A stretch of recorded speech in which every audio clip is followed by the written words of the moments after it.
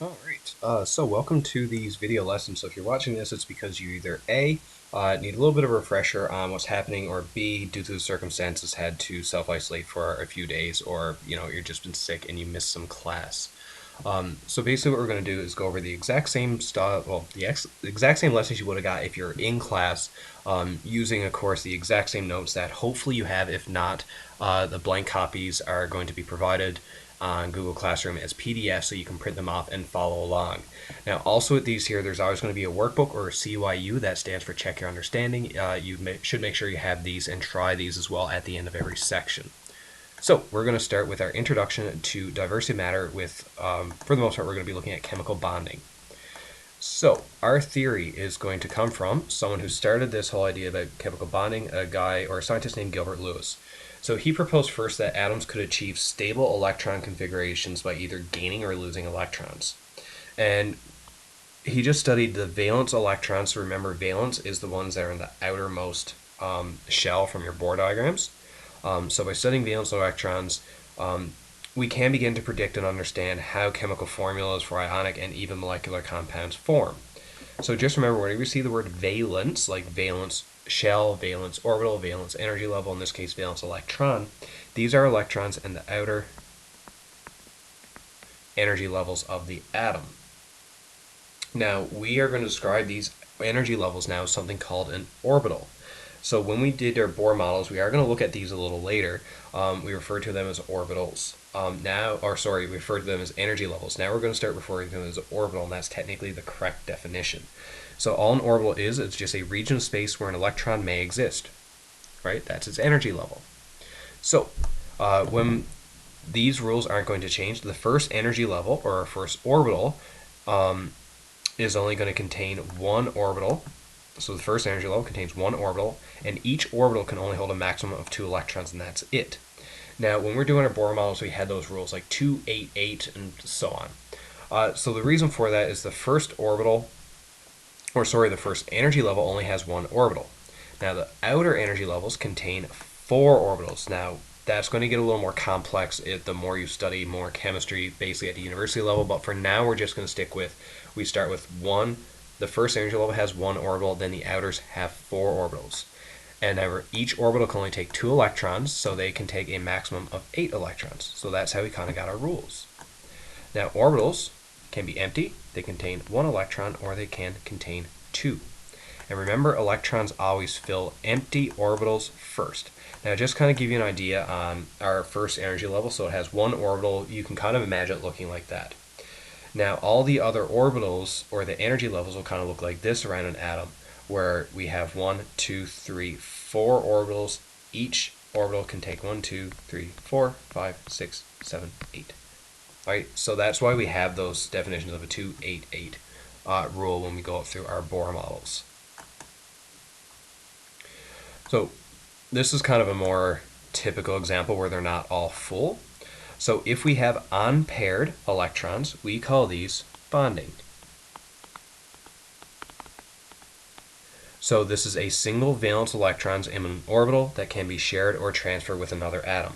And the thing is, it needs to be single. If they're paired up, it's not going to happen, because when they pair up, we have a lone pair, or what we call a non-bonding pair. And this is 2 electrons occupying the same orbital. Obviously, if they're not in an orbital, there's no electrons, so we're not going to call it anything. So if we look at our little diagram right here, we can tell we have our lone pair, or our non-bonding electrons, because we have 2 electrons in this orbital at the top, and we have 1, 2, 3 bonding electrons in other orbitals. So it's only when you have a single electron in an orbital can it participate in bonding. So that is why when we look at just kind of make things nice and neat, if we have an empty orbital, that means there's 0 electrons. Half filled, we have 1, and if it's filled, it's going to have 2. How we describe these are half filled, these are unpaired, and they are ready for bonding. Whereas if it's filled, these are paired up, and they will be non-bonding. So that's kind of the description of what they are. Now we're going to break off into Lewis diagrams, Lewis diagrams we will, but we need to look at Bohr models for one more time, and this will be the last time ever looking at Bohr models, because we use Lewis models. So we've already looked at Bohr models when we did our Science 10 review. So just remember, I'm going to draw them here for the sodium atom and the chlorine atom. So remember, in order to draw a Bohr model, first we need to figure out the atomic number, or how many protons are in the nucleus. So for sodium, atomic number is 11, therefore there are 11 protons in the nucleus. So I'm going to start with, in the middle, right, protons equals 11. And we have our nucleus. Now I'm going to draw the energy levels around. So I'm just going to use a different color. So our energy levels, for sodium, same thing, we're going to go back. So sodium, we can't really see, so this is row 1, row 2. Sodium is in row 3. So that's the third row on the periodic table right here. That means sodium is going to have 3 energy levels. So we go 1, 2, and 3. Now because sodium has 11 protons as an atom, it's also going to have 11 electrons. So when we start putting them in, the first energy level could only take 2. 1, 2. The second can take 8. 1, 2, 3, 4, 5, 6, 7, 8. And finally, there's only 1 in the outer to make 11, right? So that's one way you can count. 2 and 8 is 10, 11 right here. Or, what should we have before? You look at the group number here. It's in 1A, therefore it has 1 electron in the valence. We'll revisit this later. And then, of course, the chlorine atom, very similar. So when you look on your periodic table, you find chlorine, which is over here.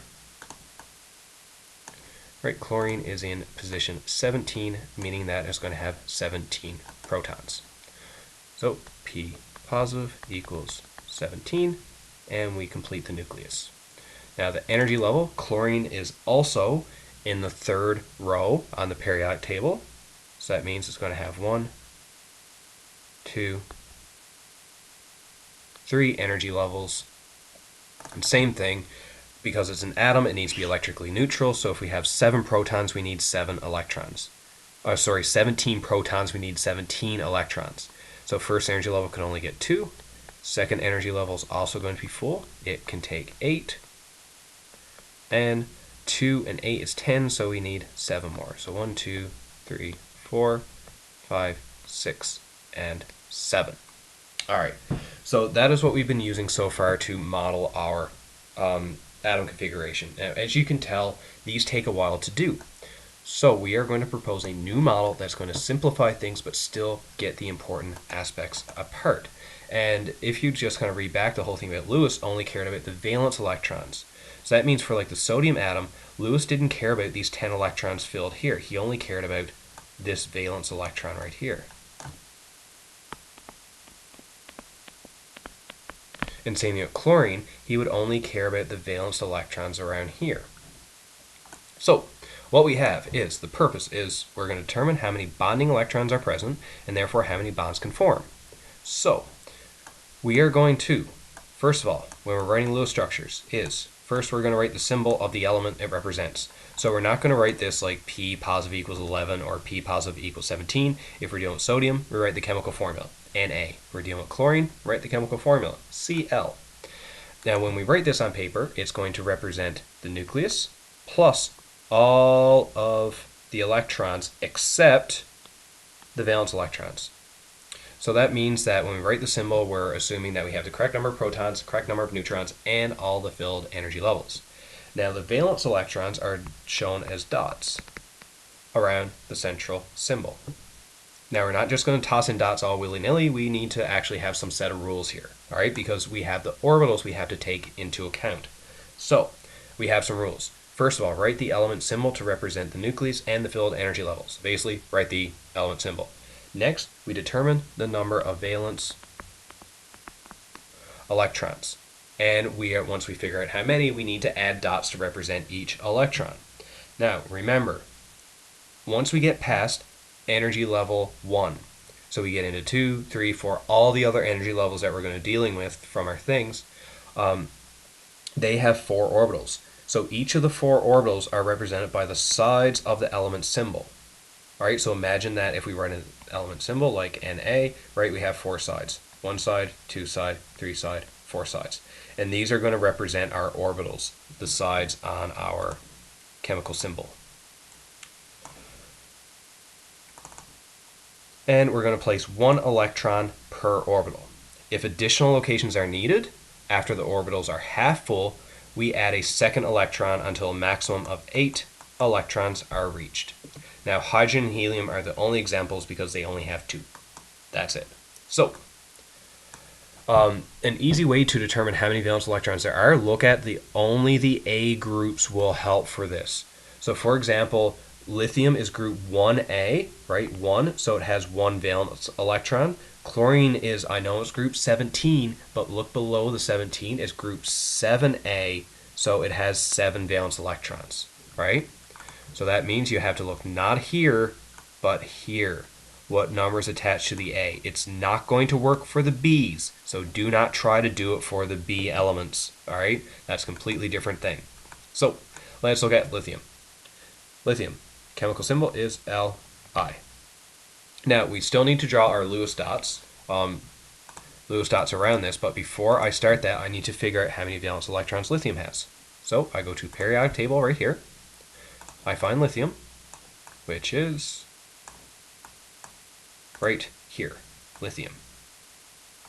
Now, we will notice lithium is in group 1A, meaning that it has 1 valence electrons. So, in order to represent this, I need to draw 1 dot on any side of this lithium symbol. So I'm just going to choose here, and that is it. That is the Lewis symbol for lithium. Let's look at boron. Boron, chemical symbol is B. Let's go to our periodic table and find boron. So we'll notice boron is over here. Sorry, let's get some of that thing off. So boron is right here. Now boron is in group 3A, indicating that it is going to have 3 electrons. So when we're putting them in, we have to fill empty orbitals first. So you can start anywhere with boron. If I want to go here, right, start here, that's 1, so that's 1 side. I have to go to another side, 2, and another side, 3. I cannot pair them up. I need to fill empty orbitals first. So that would be the Lewis symbol for boron. Let's try nitrogen. Symbol is N. Let's find nitrogen on our periodic table, which is right here. So nitrogen is in group 5A, right? Remember, V is 5. So it has 5 electrons. Now when I start filling in my symbols, right, I'm going to choose one side. 1, 2, 3, 4. Okay, so I filled all my orbitals. So all my orbitals now are half filled, and I still need 1 more electron. So now I start pairing, and I can pair out my last one anywhere. So I can just pair it here if I want to. Boom. So we have paired electrons. So this is my lone pair. We got 1, 2, 3 bonding electrons here. All right, and the last 2, oxygen is O. Periodic table, oxygen is right here. It's in group 6A, indicating it's going to have 6 electrons. And how we put them in, we go 1, 2, 3, 4. It's all full. Now let's start pairing. 5, 6. So we got 2 paired, 2 unpaired. And finally, the last one, argon. You're going to notice argon is all the way over here.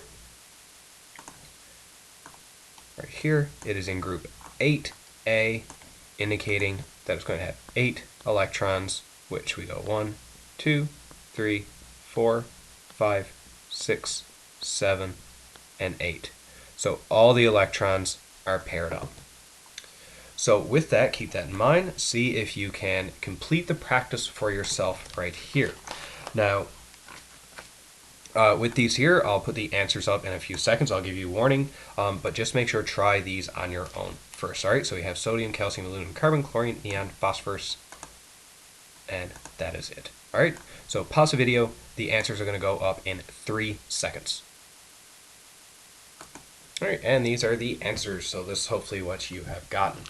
Now there's going to be one more thing we're going to touch up on before we finish this section, and this goes into assignment that has been posted up on Google Classroom, and you've probably seen it posted up there as well. So it talks about electronegativity. And this is going to be kind of the thing that anchors this entire unit, is the idea of electronegativity. So when we look at what it is, electronegativity just describes the relative ability of an atom to attract a pair of bonding electrons into its valence or level or its valence orbital, or it's just the ability to attract bonding electrons. Now, electronegativity values are based on the following 3 points. So one of them, these all refer to this right here, distance from the nucleus, and this specifically means the bonding electron. So the further away is from the nucleus, the weaker the attraction. Shielding by inner electrons. So what this means that if you go back to our Bohr models on our previous page, now notice how I pointed out here, this is the valence electron, all right? So this is one electron in the valence. This is the only electron that sodium can actually bond, either give up or share with. It will give up because it's a metal. But that means all these electrons inside, so these field energy levels, we got 1, 2, 3, 4, 5, 6, 7, 8, 9, 10. We have 10 electrons shielding the nucleus. I probably just spelled nucleus wrong. Either way, N-U. Yeah, I did. There's no E in that. That's N-U. And that just crashed. Wait, hold on one sec. Let me get that back up. Okay, perfect. Got it working again. These 10 electrons on the inside here, we're going to call these shielding electrons because they're kind of blocking the nucleus from the valence or the bonding electrons. And last but not least, the number of protons will also affect electronegativity. So of course, the more protons, the greater the attraction. Now, these are just some trends as well that you'll notice when it comes down to like atomic size. You'll notice that, the smaller the atom, obviously there's less protons, less neutrons, less electrons, so they're much smaller, right? But you will notice as you go across, so from left to right, they tend to shrink. When you go down, they tend to get bigger. So going from left to right, obviously if they're shrinking, we're increasing the number of protons and we're decreasing the distance from the nucleus. So we have two things that affects electronegativity positively. And then of course the number of shielding electrons across here stays the same. But as we go down, right, we're increasing the size, increasing the shielding electrons. So something to think about. Now this whole electronegativity scale was developed by Pauling. He based the scale on the most reactive element, gave it a 4.0, and the non-reactive one gave it a 0.8. Don't know why these numbers were chosen, but I should probably look that up at some point. So metals tend to have low electronegativities, and they lose electrons, and non-metals tend to have high electronegativity, so they tend to gain or attract electrons. So we're going to get into it more obviously with the assignment, but when we ask anything about electronegativities, we're referring to these things only affected. Now you're probably wondering, where do I find the electronegativities? Well, you're going to find those on your periodic table. So if you look at your periodic table, the number right below the atomic number, that's your electronegativity, right? So lithium has electronegativity of 1.0. Beryllium has electronegativity of 1.6. Boron is 2.0, and so on. So you should be able to see those on your periodic table, and that is the electronegativity. Cool. So that is our first lesson for this one done. We'll go back tomorrow. We'll look at forming ionic bonds. All right. See you guys later.